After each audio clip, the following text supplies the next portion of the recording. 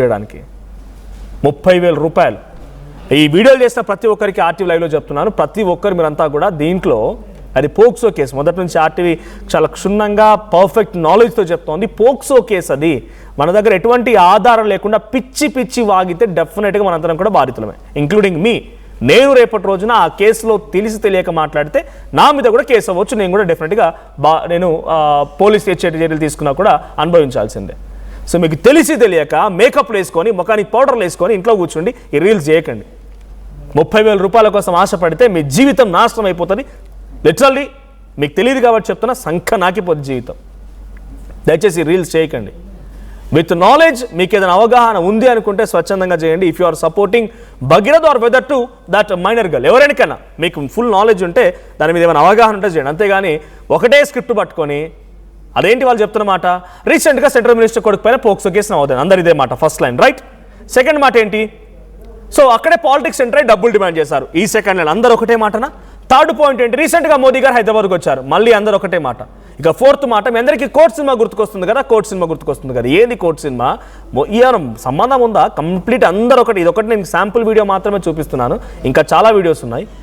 Doesn't mean నేను భగీరథకి support చేయొద్దనో, భగీరథకి support చేయమనో, ఆ minor అమ్మాయికి సపోర్ట్ చేయొద్దనో, మైనర్ అమ్మాయికి సపోర్ట్ చేయమని చెప్పడం నా ఉద్దేశం కాదు, నాకు అవసరం కూడా లేదు. నా క్లియర్ థింగ్ ఒకటి ఏంటంటే, ఇది పోక్సో కేసు.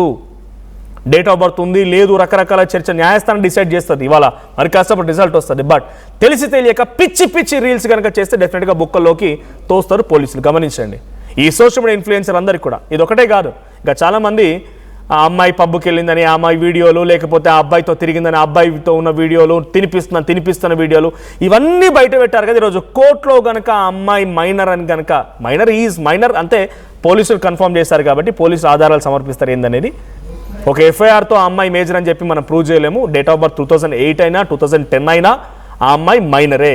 సో అది కనుక కోర్టు ఈరోజు ప్రూవ్ చేస్తే మీరంతా ఊసలు లెక్క పెట్టడం గ్యారంటీ. రాసి పెట్టుకోండి, ఇక ఎవరైనా పర్లేదు, డెఫినెట్గా ఇబ్బంది పడక తప్పదు. బట్ బికాస్ పోక్సో కేసు అట్లాంటిది, సుప్రీంకోర్టు గైడ్ లైన్స్ అలా ఉన్నాయి. ఒక్కరు అందరికీ ఇదే స్క్రిప్టా? 30,000 కోసం మీ జీవితాన్ని మీరు పనంగా పెడతారా?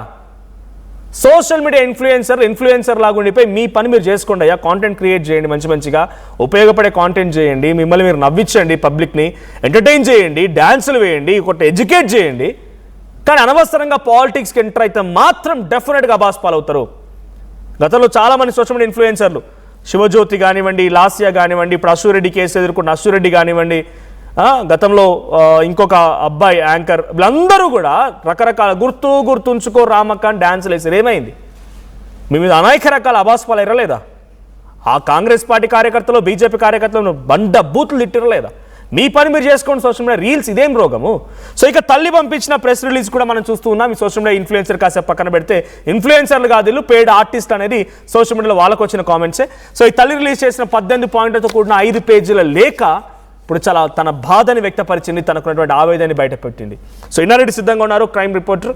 ఎస్ ఇన్నారెడ్డి, ఏం జరుగుతోంది? బాధితురాలు తల్లి లెటర్లో 18 పాయింట్స్ ఉన్నాయి, 5 పేజీలతో కూడిన ఈ లేఖలో బండి సంజయ్ని కూడా కలిసాం. బండి సంజయ్ని కలిసిన తర్వాత భయం ఎక్కువైపోయింది, ఎక్కడ న్యాయం జరగలేదు, ఏం జరిగింది, ఎలా జరిగింది, ఆ అమ్మాయి పైన ఎన్నిసార్లు ఎక్కడెక్కడ అఘాయిత్యానికి పాల్పడ్డా కూడా రాసుకొచ్చింది. చివరిగా నా కూతురి ఫోటోలని, ఐడెంటిటీని బయట పెట్టకండి అని కూడా రిక్వెస్ట్ చేసింది ఆ తల్లి.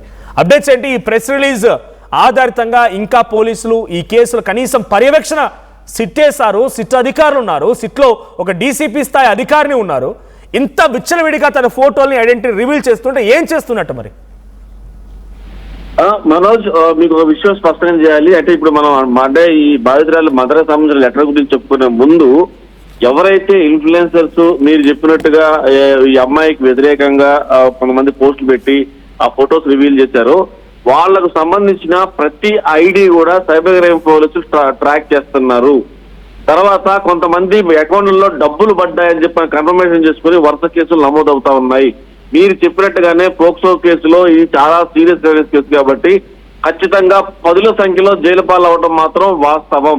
ఇది పక్కా జరగబోతోంది. ప్రస్తుతం మాత్రం దాదాపుగా డీజీపీ సివి ఆనంద్ గారు చెప్పిన ఆదేశాల మేరకు సైబర్ క్రైమ్ పోలీసులు చాలా మంది సిస్టమ్స్ మీద కూర్చొని ఇన్ఫ్లుయెన్సర్స్ వీడియోలు, తర్వాత వాళ్ళకి సంబంధించిన ఐపీ అడ్రస్లు, దానికి సంబంధించిన డేటా, వీళ్ళకి ఎలా డబ్బులు వచ్చాయని దాని మీద అన్ని వివరాలు సేకరిస్తున్నారు. త్వరలో 10ల సంఖ్యలో అరెస్ట్ అవుతారు. ఆ విషయాన్ని పక్కన పెడితే ప్రస్తుతం జరుగుతున్న వ్యవహారం మీద మనం ఒకసారి మాట్లాడుకుందాం మనోజ్.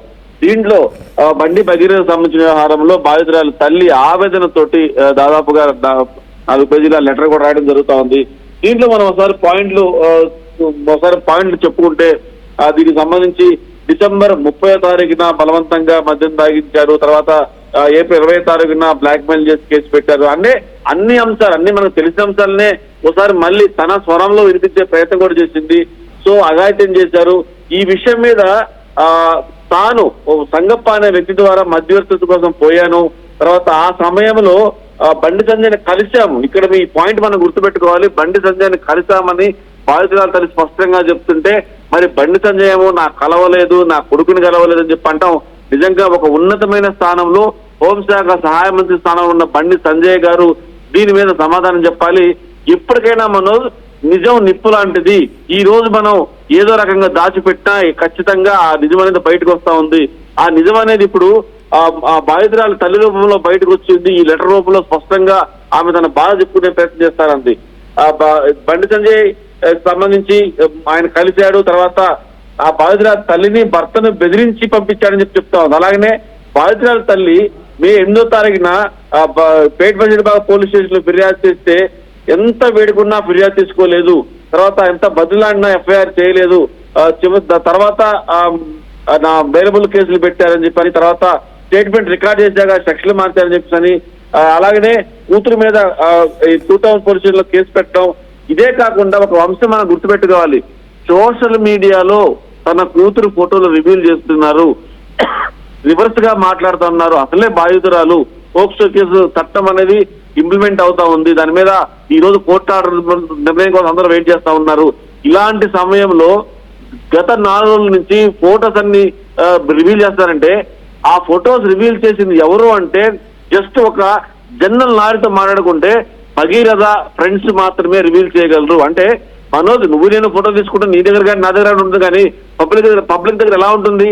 సో అలా కావాలని డిఫేమ్ చేయడానికి, ఆ అమ్మాయిని ఇబ్బంది పెట్టడానికి ఇలాంటి ఫోటోలు బయటపెడతా ఉన్నారు. దీనికి రూట్ కాజ్ ఒకటి ఉంటుంది కదా, ఈ ఫోటోలు బయటకు రావడం కూడా ఐపీ అడ్రస్ ద్వారా ఎక్కడ ఈ ఫోటో క్యాప్చర్ అయింది, ఎవరి ఫోన్ లో క్యాప్చర్ అయింది కూడా కనుక్కునే అవకాశం ఉంటుంది. సో ఇప్పటి వరకు కేసులు నమోదయ్యాయా? పోనీ అంటే సైబర్ క్రైమ్ పోలీసులు ట్రాక్ చేస్తున్నారు అంటున్నారు కాబట్టి దాని కేసు నమోదైందా? ఖచ్చితంగా కేసులు నమోదు అవుతున్నాయి. దీనికి సంబంధించి ఇదంతా కూడా సైబర్ క్రైమ్ వ్యవహారం కాబట్టి ఐపీ అడ్రస్లు, తర్వాత వాళ్ళకి సంబంధించిన ఐడీలు, తర్వాత మనోజ్ ఒక విషయం గుర్తుపెట్టుకోండి, మన దగ్గర ఉన్న టెక్నాలజీ గురించి ఒక చిన్న ఎగ్జాంపుల్ చెప్తా. నేను నా మొబైల్ నుంచి ఒక ఫోటో దాన్ని పంపించానంటే అది వైరల్ అవుతా వెళ్ళినా కూడా అసలు మొట్టమొదటిగా ఏ మొబైల్ నుంచి సర్క్యులేట్ అయింది కూడా కనుక్కోగల శక్తి ఆ technology cyber crime, Telangana cyber crime police దగ్గర ఉంది.